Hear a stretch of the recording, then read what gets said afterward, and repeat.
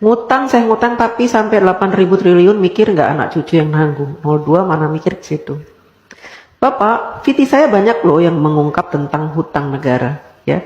Bahkan kalau saya live, saya selalu bahas tentang hutang negara. Ya, mungkin Bapak yang tidak paham tentang hutang negara. Saya akan jelaskan sekali lagi, ya. Mumpung saya lagi ada semangat untuk menjelaskan, supaya apa? Bapak tidak menyebar hoax, ya. Bapak tidak berpikiran jahat terhadap pemerintah, ya. Supaya juga menambah pengetahuan Bapak tentang hutang negara, ya. Mudah-mudahan saja penjelasan saya nanti membuat Bapak agak terbuka matanya, kupingnya, ya, pikirannya, wawasannya.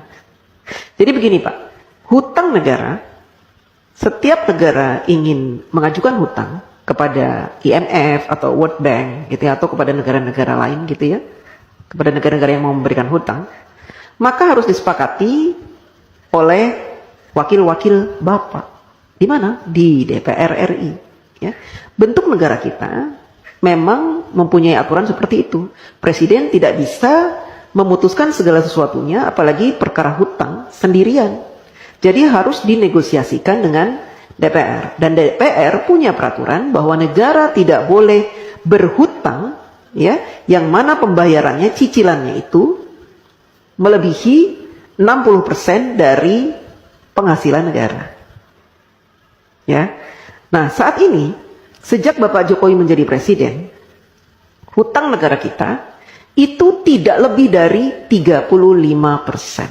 Artinya jauh di bawah batas maksimal berhutang yang ditentukan oleh DPR RI, yaitu 60%. Artinya apa? Kita masih berada di ambang aman.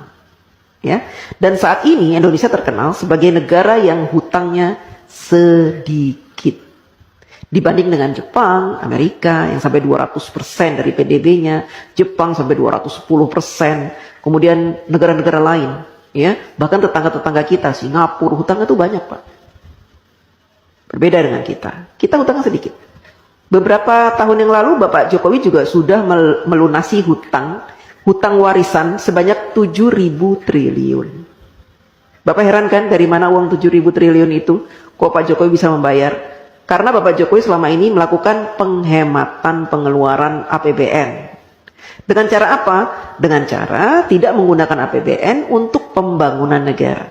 Bapak Jokowi mensiasati pembangunan negara dari para investor, baik dalam maupun luar negeri. Sehingga APBN-nya utuh, tidak diutak-atik. APBN yang ada khusus digunakan untuk kepentingan rakyat seperti subsidi, kemudian bansos, BLT, PKH dan sebagainya itu Pak.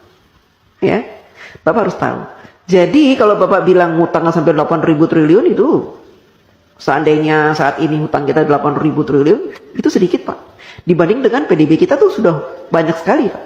Itu jumlahnya cuma 35% dari penghasilan kita, penghasilan negara maksudnya, ya Pak. Jadi masih di ambang batas wajar. Anak cucu kita nanggung. Tidak Pak, dulu juga gitu. Katanya Pak Harto berhutang banyak sampai 20.000 triliun, nanti anak cucu nanggung. Saya tidak merasa menanggung. Saya sudah dewasa, sudah besar, sudah tua, setua ini. Tidak pernah saya merasa menanggung beban hutang negara, tidak. Itu kan hanya kiasan-kiasan yang diberikan oleh orang-orang yang membenci pemerintah. Ya, jadi mereka membuat rumor-rumor seperti itu. Supaya apa? Supaya kita membenci pemerintah. Kan gitu.